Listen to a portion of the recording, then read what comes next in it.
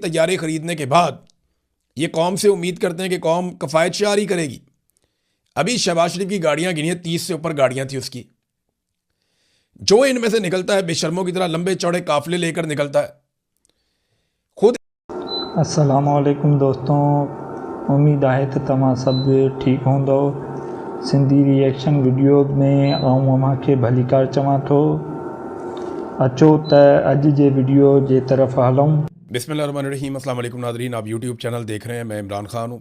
Petrol की diesel की कीमतें हुकूमत ने बढ़ा दी हैं। अगर आप एवरेज देखें तो लगभग 500 रुपये लीटर हो चुकी है पेट्रोलियम मसनूआत। जो पेट्रोल है इससे पहले इन्होंने बढ़ा दी थी हाई ऑक्टेन की कीमत, वो तो बहुत ही ज़्यादा हो गई है, वो तो अब कोई डलवा ही नहीं सकता गाड़ी में। तो जो आम पेट्रोल है उसकी कीमत 458 रुपये और जो डीज़ल है उसकी कीमत 520 रुपये इन्होंने कर दी है। वजह बता रहे हैं जी, जंग चल रही है खित्ते में, उसकी वजह से हम ये कीमतें बढ़ा रहे हैं। इमरान खान के दौरे हुकूमत में 150 रुपये वाला जो फ़ी लीटर पेट्रोल था वो आज 458 रुपये का है और जो डीज़ल 146 रुपये का था वो आज 520 रुपये का है। जो तीनों ममालिक जंग लड़ रहे हैं वहाँ पे पेट्रोल की कीमतें नहीं बढ़ रही, लेकिन पाकिस्तान में पेट्रोल की कीमतें बढ़ रही हैं, लगातार बढ़ रही हैं। खित्ते के दीगर ममालिक को देख लेते हैं जो पेट्रोल पैदा नहीं करते, जो पेट्रोल इंपोर्ट करते हैं और इंपोर्ट करने के बाद उसको इस्तेमाल करते हैं। अफ़गानिस्तान को ले लें, Iran, Afghanistan, Bharat, Nepal, Sri Lanka, Ethiopia, Indonesia, Bangladesh, Japan, Australia, Korea, Myanmar, Vietnam, Mongolia. मैंने इन सारे ममालिक की लिस्टें निकाली हैं और बहुत सारे ममालिक की, दर्जनों ममालिक। ये वो ममालिक हैं जो पेट्रोल पैदा नहीं करते और जहाँ पे आमदन के ज़राए पाकिस्तान के बराबर या पाकिस्तान से थोड़े ज़्यादा ऊपर नीचे ऐसे ही हैं। इन सारे ममालिक के अंदर पेट्रोल पाकिस्तान से सस्ता है। तो जंग क्या खाली पाकिस्तान के लिए लग गई है? इंडिया भी इसी खित्ते में पाकिस्तान के बिल्कुल साथ, वहाँ भी पेट्रोल पाकिस्तान से बहुत सस्ता है। ये साथ आपके अफ़गानिस्तान है, अफ़गानिस्तान में पेट्रोल पाकिस्तान से बहुत सस्ता है।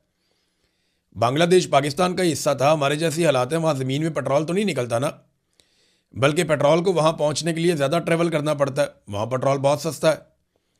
श्रीलंका में सस्ता है, नेपाल में सस्ता है जिसको कोई समंदर भी नहीं लगता, अफ़गानिस्तान को भी समंदर नहीं लगता, मंगोलिया, वियतनाम, हर जगह पेट्रोल सस्ता है और पाकिस्तान के अंदर पेट्रोल महंगा है। हालांकि हमारे लिए तो आबनाए हुर्मुज़ भी खुली हुई है, पाकिस्तान के लिए आबनाए हुर्मुज़ खुली हुई है। पाकिस्तान के वज़ीर ख़ारजा ने नॉर्मली तो इसहाक डार झूठ ही बोलता है, कलमा पढ़ के भी झूठ बोलता है, अल्लाह का नाम लेके झूठ बोलता है।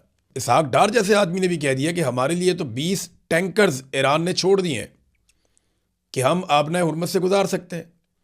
हमारे साथ तो ईरान ने मुआहदा कर लिया कि हम यहाँ से तेल निकाल सकते हैं, लेकर जा सकते हैं।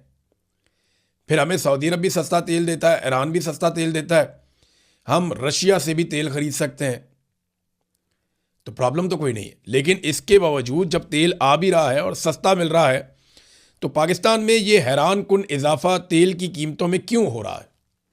हम तो कोई जंग नहीं लड़ रहे ना, हमारी तो किसी के साथ जंग नहीं चल रही। हम तो शौकिया अमेरिका के कहने के ऊपर अफगानिस्तान के ऊपर फिदाई हमले कर रहे हैं, वो भी अमेरिका को यहाँ पे इस खित्ते में पाँव जमाने हैं आने वाली सर जंग के लिए।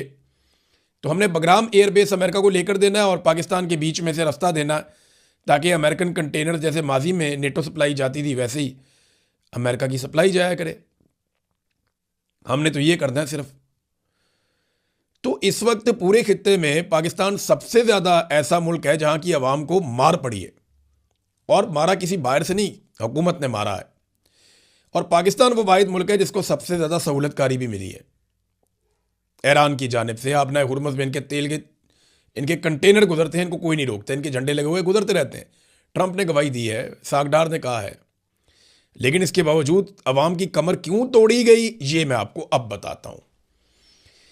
हुआ यह है कि पाकिस्तान के अंदर तक कारोबारी ज़िंदगी चल ही नहीं रहा। पाकिस्तान की मईशत का पहिया जाम हो चुका है। मौजूदा सरकार के पास सिर्फ 3 रास्ते हैं खसारा पूरा करने के लिए। पाकिस्तान लगातार खसारे में जा रहा है और अवाम के ऊपर बोझ डाल डाल के ये पाकिस्तान को डिफ़ॉल्ट से बचाने की कोशिश कर रहे हैं। सरकार किसी किस्म का बोझ उठाने के लिए तैयार नहीं है। अगर वो तैयार होते तो 11-11 अरब के अय्याशी वाले तैयारे ना खरीदते। फिर कभी हनीमूनों की खबरें आती हैं, कभी वैलेंटाइन की खबरें आती हैं, अजीबो गरीब किस्म की इनकी हरकतें हैं बेशर्मों की। और अब इतने महंगे तैयारे खरीदने के बाद ये कौम से उम्मीद करते हैं कि कौम कफ़ायत जारी करेगी। अभी शहबाज शरीफ की गाड़ियां गिनी है, 30 से ऊपर गाड़ियां थी उसकी। जो इनमें से निकलता है बेशर्मों की तरह लंबे चौड़े काफिले लेकर निकलता है। खुद इनके अलल्ले और तलल्ले नहीं खत्म हो रहे। स्टूडेंट्स के लिए स्कूल और कॉलेज बंद कर दिए और अपने वीआईपी जा जाके वहां पे स्टेडियम में अकेले बैठ के मैचेस देख रहे हैं। कैसे फ्रॉडिया अलीट है पाकिस्तान के जर्नैलों ने पाकिस्तान के ऊपर मुसल्लत की है। अब ये क्योंकि इकॉनमी चल नहीं रही, मईशत का पहिया तो चल ही नहीं रहा, ना सरमायाकारी आ रही है, ना कोई पैसा खर्च कर रहा है, ना खरीदो फरोख्त हो रही है, ना रियल स्टेट का बिजनेस हो रहा है, कोई कारोबार हो नहीं रहा पाकिस्तान में। जब कारोबार नहीं होगा तो रेवेन्यू कलेक्शन नहीं होगी, यानी कारोबार जिंदगी चलेगा तो टैक्स इकट्ठा होगा, टैक्स इकट्ठा होगा तो मुल्क चलेगा। अब अगर कारोबार जिंदगी बंद हो गया हुकूमत की घटिया कारकर्दगी की वजह से और अवाम के अदम एतमाद की वजह से, तो 3 तरीके बचते हैं फिर। नंबर 1, कर्जे लो, इतने कर्जे लो, इतने कर्जे लो कि कौम की कमर तोड़ दो। और ये इन्होंने करके दिखाया। पाकिस्तान बनने से लेके अब तक 75 सालों में पाकिस्तान ने जितने कर्जे लिए उतने कर्जे इन्होंने 4 साल में ले लिए पिछले। इतने कर्जे लिए इन्होंने, सारी हुकूमतों ने मिलकर, सारे जर्नैलों ने इतने कर्जे नहीं लिए जितने आसिम मुनीर ने और शहबाज शरीफ ने मिलकर ले लिए।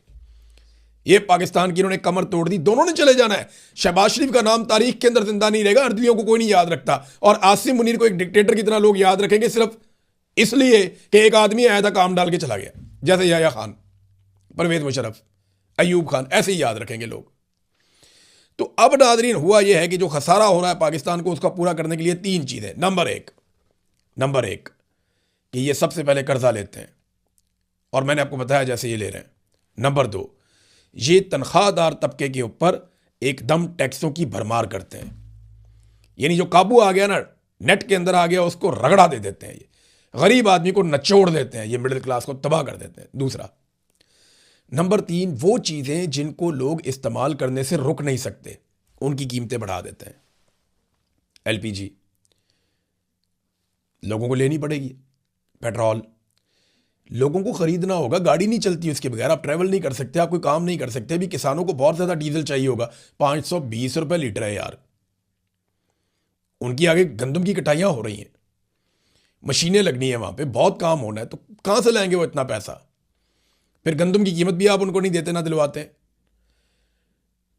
तो चीजों की कीमतें बढ़ा देते हैं। बिजली, गैस, पेट्रोल, डीजल, इनकी कीमतें बढ़ाते हैं क्योंकि लोगों ने इनको इस्तेमाल करना होता है इन चीज़ों को। अब होगा पता क्या, अल्टीमेटली लोग इन चीज़ों का इस्तेमाल भी कम कर देंगे। फिर हुकूमत क्या करेगी? ये अल्टीमेटली ये हुकूमत खुदा ना खाता डिफॉल्ट की तरफ चली जाएगी, जिस तरह की ये घटिया हरकतें पाकिस्तान के अंदर कर रही है। और इनका 610 अरब रुपए का शॉर्टफॉल है जो एफबीआर का है, वो टैक्सेस इकट्ठे नहीं कर पा रहा, कारोबार नहीं चल रहा, तो टैक्स कहां से इकट्ठे करेगा? ये उसको पूरा करने के लिए IMF ने पेट्रोलियम मसनूआत पर मजीद टैक्स लगाने का मुतालबा किया था, इन्होंने पूरा कर दिया। IMF के जो रेवेन्यू के अहदाफ हैं वो खुद मुकर्रर करता है, वो बताता है कितना पैसा आपने मुल्क से निचोड़ के इकट्ठा करना है और कहां कहां से कैसे कैसे इकट्ठा करना है, वो भी वो बताता है। इसको कहते हैं मुल्क को गिरवी रखना। इससे पहले तो ऐसे कभी नहीं था, जो अब हो रहा है पाकिस्तान के साथ, पहले नहीं होता था, लेकिन अब वही हो रहा है। अच्छा, पेट्रोल महंगा करने के साथ ही हुकूमत ने अपनी जो फ्रेंडली अपोजिशन है उसको भी लॉन्च कर दिया है, यानी फौरी तौर पे जमात इस्लामी, फजलुर रहमान वगैरह इनको एक्टिवेट कर दिया कि तुम लोग ना फ्रेंडली किस्म का एहतजाज कर दो, मम्मी डैडी किस्म का, हल्की आंच के ऊपर आप एहतजाज करें ताकि हकीकी अवामी एहतजाज हो ही ना सके। तरीका होता है ना, ये वारदात का एक तरीका है कि अपने बंदों के जरिए से ये एहतजाज करवा दो इससे पहले कि अवाम निकल आए। अगर अवाम निकल आई तो अवाम तो मारेगी इनको डंडे, इनको पकड़ेगी गिच्ची से आके कि बंदे के पुत्र बनो, तुम झूठ क्या बोल बोल के तुम हुकूमतों में आकर बैठ गए हो और इक्तदार पे तुमने कब्जा कर लिया है। अब दो जवाब अवाम तो करेगी इनके साथ ये। तो ये करते क्या है कि अपनी मर्जी के बंदे, अपनी मर्जी की पार्टियां उन्हें कहते हैं आओ जी, चाबी देते हैं उनको, वो आके बेचारे एहतजाज करते हैं और उसके नतीजे में अवाम को लगता है एहतजाज तो हो रहा है, हमारी आवाज़ तो उठाई जा रही है, और फिर ये फ्रेंडली अपोजिशन के साथ अपना मैच खेल लेते हैं। उसके लिए जमात इस्लामी को मैं देख रहा था, थोड़ा फजलुर रहमान साहब की पार्टी देख रहा था, ये दोबारा से रीलॉन्च हुए हैं।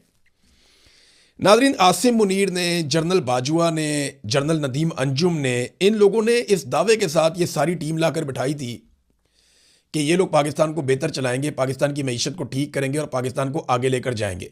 फिर ये इन्होंने अपने बंदे भी ला के इंजेक्ट किए, यानी वजीर दाखिला भी इनका है, वजीर ख़जाना भी इनका है, अपने बंदे भी लेकर आए, खुद भी बैठे हुए हैं SIFC समेत मुख्तलिफ जगहों के ऊपर, हर महकमे के अंदर कोई ना कोई रिटायर्ड जर्नल अपना बिठाया हुआ है। तो चीज़ों को कंट्रोल कर रहे हैं, इसके बावजूद चीज़ें ठीक नहीं हो रही, इनके वादे पूरे नहीं हो रहे, इन्हीं को जवाब देना पड़ेगा। देखें ना, ये हुकूमत इतनी बेशर्म है, डिटाई के साथ एक दूसरे को शाबाश दे रहे हैं ये कि जनाब कमाल कर दिया आपने, इससे ज़्यादा भी आप बढ़ा सकते थे। क्यों भाईजान, 5,000 रुपये का करना लीटर पेट्रोल? नहीं जी, आप इससे ज़्यादा बढ़ा सकते थे, शुक्र है आपने इतना ज़्यादा नहीं बढ़ाया। वो इतना ज़्यादा पाकिस्तान की तारीख में कभी नहीं बढ़ा जितना आपने बढ़ा दिया पकड़ के। वो 458 रुपये का 520 रुपये का लीटर, फॉर गॉड सेक यार, आप क्या कर रहे हैं पाकिस्तानियों के साथ? या पूरे रीजन में कोई ये नहीं कर रहा अपनी कौम के साथ? हमारी तो जंग भी नहीं हो रही अभी किसी के साथ। अगर हमें जंग लड़ना पड़ गई तो बेड़े गड़क कर देंगे हमारा। अभी तो हमारी जंग नहीं हो रही, और जिनकी जंग हो रही है वहां पे ये फर्क नहीं पड़ रहा इन चीज़ों का। वो अपना अशियाए खुर्दोनोश भी ठीक है, बाकी चीज़ें भी ठीक है। इमरान खान साहब के दौर के साथ जरा मवाजना करते हैं, और याद रखिएगा उन तमाम टाउट्स को जो मौजूदा रजीम को डिफेंड करते हैं, जो हाइब्रिड निज़ाम की तारीफ़ें करते हैं, वो सारे इस तबाही के लिए ज़िम्मेदार हैं। ये जो दहशत गर्दी है, सरमायाकारी ख़त्म हो गई, मईशत तबाह हो गई, ह्यूमन राइट्स की बेशुमार वायलेशंस हो गई, ये जो महंगाई है, ये सारे टाउट्स बराबर के हिस्सेदार हैं और जिम्मेदार हैं, जो रोज़ाना कॉलम लिख लिख के, रोज़ाना बयानात दे दे के, रोज़ाना वीलॉग कर करके बताते हैं नहीं जिन्हें बड़ी कामयाबियां मिल रही हैं, क्या ज़बरदस्त शानदार कामयाबियां मिल रही हैं, झंडे गाड़ दिए, ये गाड़ दिए झंडे उन्होंने। अब नाज़रीन, इमरान खान साहब के दौरे हुकूमत में भी तेल महंगा हुआ था, लेकिन कितना? 150 रुपये लीटर पेट्रोल और 146 रुपये लीटर डीजल। और इंटरेस्टिंग बात आपको बताऊं, इमरान खान साहब के दौर में आलमी मंडी में तेल बहुत महंगा हो गया था। और एक और दिलचस्प बात आपको बताऊं, आज भी आलमी मंडी में पेट्रोल उतना महंगा नहीं हुआ जितना महंगा इमरान खान साहब के दौरे हुकूमत में हो गया था। आज जंग के बावजूद आलमी मंडी में पेट्रोल उतना महंगा नहीं हुआ जितना इमरान खान साहब के दौरे हुकूमत में महंगा था। वहां तक अभी भी नहीं पहुंचा। वो उतना महंगा पेट्रोल खरीद के इमरान खान जो है वो 150 रुपए का लीटर बेच रहा था, और ये उससे सस्ता खरीद के आज 500 रुपए का लीटर तक लेकर चले गए हैं। 520 रुपए लीटर डीजल ये बेच रहे हैं, जो वो 146 रुपए लीटर बेच रहा था। ये किया इन्होंने पाकिस्तान के साथ, और फिर ये कहते हैं जनाब कि हम आके ठीक कर रहेंगे, हमने जनाब मईशत संभाल ली है, हमने आम आदमी को पकड़ लिया, मैं अपने कपड़े बेच दूंगा। वो नए से नए कपड़े पहन के पूरी दुनिया के टूर लगा रहा है जिसने कपड़े बेचने थे। वो दूसरी जो कहती थी मेरे अब्बा ने दिल पे पत्थर रख लिया है, वो अब्बा दिखाई नहीं देता कहीं पे, अब किधर गया? वो कहती जी मेरा दिल अवाम के लिए धड़कता है, वो जनाब उसका दिल तैयारे के अंदर धड़क रहा है, जनाब तैयारा कदे इधर जा रहा है कदे उधर जा रहा है, उसकी लोकेशन छुपा रहे हैं। यहां से आप अंदाजा करें। इमरान खान ने कहा था मेरे पाकिस्तानियों मैं तो बर्दाश्त कर लूंगा, आपसे नहीं होगा। ये मामला उधर ही जा रहा है। वो तो बर्दाश्त कर रहा है ना, कौम के लिए, अपने लिए, अपनी जीत के लिए, अपनी तबीयत से मजबूर है कि वो हार मानता नहीं है, उसकी ट्रेनिंग में नहीं है। वो लड़ता जाएगा लड़ता जाएगा लड़ता जाएगा अपने मुल्क के लिए, अपने लिए। लेकिन उसने कहा था मैं तो बर्दाश्त कर लूंगा, आपसे नहीं होगा। तो पाकिस्तानियों को उसके साथ पूरी ताकत से उस वक्त खड़े होना चाहिए था जब वो ये बात बता रहा था। हम रूस से ले सकते थे तेल, हमने नहीं लिया। इमरान खान इसी रास्ते पे चल रहा था ना जिससे जर्नैलों को जो है वो मुसीबत पड़ गई थी। फिर अमेरिका से सिफारिशें करवा के वहां से साइफर आ गया और इमरान खान को निकाल के बाहर कर दिया। अभी रशिया ने एक दूसरा बहरी जहाज भी भिजवाया क्यूबा में। पहले एक भिजवाया था, अब दूसरा ही भिजवाया। ये 8-10 दिन का तेल अब उनके पास है। वो कहते हैं जी हम और भी भेज रहे हैं। ये अमेरिका को एक बहुत बड़ा चैलेंज है। अमेरिका क्यूबा को कमज़ोर करना चाहता है, रूस उसकी मदद कर रहा है। और आबना हुर्मुज़ की सूरत हाल ये है कि वहाँ पे अब एक ईरानी टूल बूथ कायम हो चुका है जहाज़ रानी की ज़ुबान में। जो जहाज़ वहाँ पे आते हैं उन्हें अपने आप को किसी ना किसी मुल्क के साथ एफिलिएट करना पड़ता है, किसी ऐसे मुल्क के साथ जिसकी ईरान के साथ बातचीत हो, मुज़ाकरात हों, और फिर उस मुल्क का झंडा लगाकर मामलात को तय कर जहाज़ वहाँ से जाते हैं। वो फ़ी बैरल $1 ले रहे हैं। यानी अगर कोई 7 लाख बैरल का जहाज़ जा रहा है तो $7 लाख वो देकर जाएगा। अब ये करेंसी या तो वो लेते हैं चाइनीज़ करेंसी में, युआन में, या वो लेते हैं क्रिप्टो में पेमेंट। और एक ईरानी कश्ती होती है जो स्क्वाड करके छोड़ कर आती है। ये वो तरीक़ाकार है जो उन्होंने अपनाया हुआ है। अब नाज़रीन, डोनाल्ड ट्रंप ने एक और कार्रवाई शुरू कर दी है। उसने बहुत तेज़ी से ईरान में इंफ्रास्ट्रक्चर को तबाह करना शुरू किया। यानी वो पुलों को तबाह किया। 3 बहुत बड़े पुल ईरान में तबाह किए हैं। उसके बदले में ईरान ने कहा जी हम भी पुल तबाह करेंगे। ये मेरे पास डाटा है, जो पुल उन्होंने एक लिस्ट बनाई हुई है, ये आलमी मीडिया पे भी आ गई है कुवैत के अंदर एक पुल है, सऊदी अरब और बहरीन को मिलाने वाला एक किंग फहद काजवे है, उसको कहते हैं तबाह करेंगे। अबू धाबी के अंदर 3 पुल हैं जिनको तबाह किया जाएगा। फिर उर्दन के अंदर 2 पुल हैं जिनको तबाह किया जाएगा। तो ये पुल तबाह करने से पहले बाकायदा नाम जारी किए गए हैं कि शहरी इन पुलों पे ना जाएं, क्योंकि अब ईरान के पुल तबाह हो गए हैं, तो इसके बदले में अब इन ममालिक के पुल भी तबाह किए जाएंगे। फिर इसके अलावा कुछ और अहदाफ हैं जो ईरान ने बताया कि यहाँ पे हम अटैक करने वाले हैं। अबू धाबी में एक स्टील मिल है, वो कह रहे हैं जी यहाँ पे कोई ना जाए। अब बहरीन में अमरीकी एलुमिनियम की सनतें हैं, जो स्टील मिल है अबू धाबी में वो भी अमेरिका की है। राफेल असला साजी की सनतें इसराइल के अंदर, उनको भी वो कह रहे हैं हम तबाह करने लगे हैं। मनामा के करीब अमरीकी फ़ौजी ठिकाना है। एक और बिन गोरियान एयर बेसिस हैं, यहाँ पे अटैक करेंगे वो। तेल अबैब में, हीफ़ा में, एलात में, नकब में और दीगर जगहों पे कोई फ़ौजी मराकज़ हैं। वो सारी उन्होंने एक लिस्ट दी हुई है ईरान ने कि हम यहाँ पे अब हमले करने वाले हैं। जितने भी आम शहरी हैं वो इन इलाकों से अपने आप को दूर रखें, यहाँ पे कोई किसी ज़रूरी काम से भी ना जाए, क्योंकि किसी भी वक्त ईरान अटैक करेगा और फिर होने वाला नुकसान जो है उसकी ज़िम्मेदारी ईरान की नहीं होगी। अमेरिका लगातार ईरान का इंफ्रास्ट्रक्चर इस उम्मीद पर तबाह कर रहा है कि एक दिन ईरान की कमर झुक जाएगी और ईरान कहेगा जी बैठे हम मुज़ाकरात कर लेते हैं। अमेरिका को फेस सेविंग चाहिए, जीत का तासुर चाहिए, लेकिन वो ये जानते नहीं हैं कि ईरानी मरते भी जाएंगे ना, वो पीछे नहीं हटेंगे। मैं उसकी आपको एक वजह समझाता हूँ, ज़रा इसको टेक्निकली आप समझें। एक ख़बर है, मैं आपको पढ़ के सुनाऊंगा, आपको सारी बात समझ आ जाएगी। ये ईरानी पार्लियामेंट के स्पीकर हैं मोहम्मद बाकर कालीबाफ। उन्होंने एक ट्वीट किया है, ट्वीट तो बड़ा लंबा है। उन्होंने बताया कैसे वो अपनी जवानी में बंदूक लेकर निकले अपने मुल्क की हिफाजत के लिए। उनका भाई शहीद हो गया, उनके बहुत सारे दोस्त शहीद हो गए। उन्होंने अपना वो दुख बताया, वो तकलीफ़ बताई, लेकिन उन्होंने ये भी बताया कि हमारे पास दूसरा ऑप्शन कोई नहीं होता। हम दुश्मन से लड़ते हैं अपनी मट्टी के लिए और हम ऐसे ही हैं हमेशा से, और हज़ारों साल की उनकी तारीख़ है। तो उन्होंने बताया कि अब तक जो, बल्कि मैं आपको ना वो 1-2 जुमले हैं उनके जिसके अंदर सारी कहानी है वो मैं आपके सामने रखता हूँ। उन्होंने कहा मेरी बात गौर से सुने, जब मैं 18 साल का था मैं अपनी राइफ़ल उठाई और अपने प्यारे नाकाबिले तस्खीर ईरान की मट्टी के दफ़ा के लिए सीधा मैदान जंग में कूद पड़ा। वो वाहिद घर जिसे मैंने हमेशा जाना है। मेरे अपने भाई हसन ने इस वतन की खातिर अपनी जान दाव पर लगा दी। वो कभी भी घर वापस नहीं आया। आज तक मेरा दिल तड़पता है कि काश मैं उसे एक बार फिर सीने से लगा सकता। इस तरह का दर्द इंसान को कभी नहीं छोड़ता। वो अकेला नहीं था, मेरे और बहुत सारे भाई थे जो खून के रिश्ते में तो नहीं थे लेकिन एक ख़ानदान की तरह थे। वो लोग जो शेरों की तरह लड़े और हमेशा के लिए मेरा हिस्सा बन गए। लेकिन हम यही तो कहते हैं कि हम अपनी पसंदीदा सरजमीन के लिए अपना सब कुछ, जो कुछ हमारे पास है, कुर्बान कर देते हैं। हमने ईरान के लिए अपनी जवानी, अपना खून और अपना हर आने वाला कल निछावर कर दिया। हम जंग पसंद नहीं है, लेकिन जब अपने वतन के दिफा का वक्त आता है तो हम में से हर एक सिपाही बन जाता है, अपनी कौम के दिफा में खड़े होने के लिए अपनी आमादगी का ऐलान करता है। मैं आपको एक सच्ची और दिल से निकली हुई बात बताता हूँ, ईरानी सिर्फ अपने मुल्क की दिफा के लिए बातें नहीं करते, हम इसके लिए अपना खून बहाते हैं। हमने पहले भी ऐसा किया है और हमसे दोबारा जब भी उम्मीद होगी हम ऐसा ही करेंगे। अगर आप हमारे घर पर हमला करने आएंगे तो आपका सामना पूरे ख़ानदान से होगा। हम पूरी तरह तैयार, मुसल्ला और सर उठाकर खड़े हैं। मुकाबला हमसे, आप मुकाबला करके देख लें। फिर इसके साथ साथ उन्होंने ये भी बताया कि 70 लाख ईरानी जो हैं वो इस लड़ाई को लड़ने के लिए आ गए हैं। यानी इसराइल और अमेरिका के साथ जंग के आगाज़ के लिए 70 लाख ईरानियों ने फ़ौजी खिदमात के लिए रज़ाकाराना तौर पर ख़ुद को जंग के लिए पेश कर दिया। मैंने को बताया थोड़े दिन पहले ये 10 लाख थे। अब एक हफ़्ता गुजरा है, एक हफ़्ते के अंदर जो है वो अब तक जो इनकी तादाद हो गई है वो 70 लाख हो गई है। वॉलंटियर्स, हम जंग लड़ना चाहते हैं। मुझे बताएं 70 लाख की फ़ौज के साथ कौन लड़ेगा? ये पूरा मुल्क ही लड़ने के लिए आ जाएगा। तो अमेरिका ने ना एक मुसीबत पाल ली है। इससे निकलने का सबसे बेहतर तरीका यह है कि इसके ऊपर डायलॉग किया जाए, और डायलॉग करने के लिए ईरान को उन ममालिक के साथ छोड़ा जाए जिनके साथ वो कंफर्टेबल है। जंगबंदी की जाए गैर मशरूत तौर पे, फौरी तौर पे।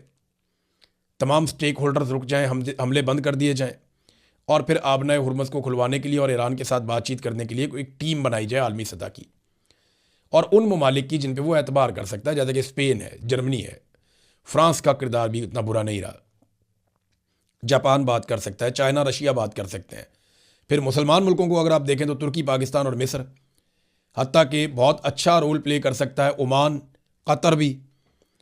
तो ये एक सऊदी अरब का लीडिंग रोल होता है, लेकिन सऊदी अरब के साथ क्योंकि ईरान ने बहुत उनकी सरजमीन से अटैक आए भी हैं ईरान पे और ईरान की जानिब से वापस भी गए हैं, तो वो ज़रा थोड़ा मुश्किल हो जाएगा। लेकिन ये मामला ऐसे हल हो सकता है, और अगर ताकत से करते जाएंगे तो ये आखिरी ईरानी भी आ जाएंगे ना, तो वो लड़ते ही रहेंगे आपके साथ, जो मुझे उनकी समझ है। जैसे अफ़गानी हैं इसी तरह ये ईरानी भी हैं और ये लड़ेंगे। अब तक ले इतने ही, अपना दोस्तों अमांखे असांजो ही वीडियो कीअं लॻो अवां पंहिंजे कमेंट बॉक्स में पंहिंजी राय जो इज़हार करे सघो था। ऐं जे तव्हांखे वीडियो सुठो लॻो आहे त वीडियो खे लाइक कंदा, असांजे हिन चैनल खे सब्सक्राइब कंदा ऐं बेल आइकॉन खे ऑल ते प्रेस कंदा त जीअं नओं को वीडियो अपलोड कयूं त तव्हां ताईं नोटिफिकेशन पहुची वञे। महिरबानी। Thanks for watching.